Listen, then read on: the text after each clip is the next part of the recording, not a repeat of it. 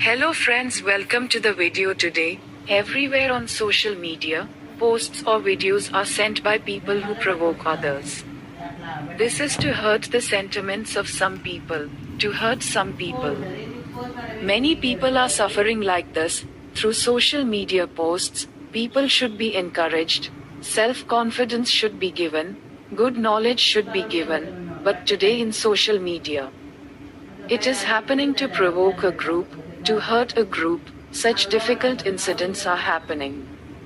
In the society, we as social media influencer, we should educate and motivate the people, but what are we now? Some groups or media groups or some people join the bandwagon to provoke the people to suffer and create a dangerous atmosphere. Minds that what is going to happen. Please friends, the videos you make are the motivational videos that teach one thing.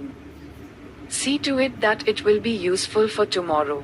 But the provocateurs hurt them and make them afraid and take money or name.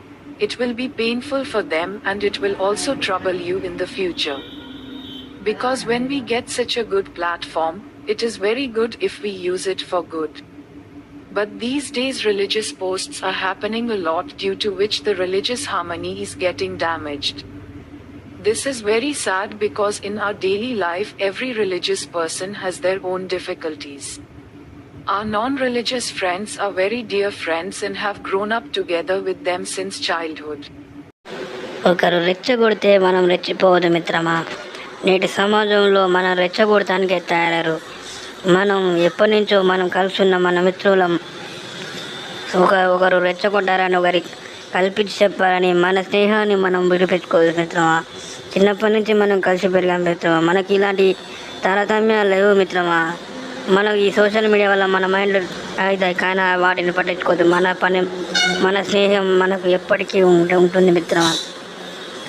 ఈ వీడియోలో తప్పులుండి క్షమించండి.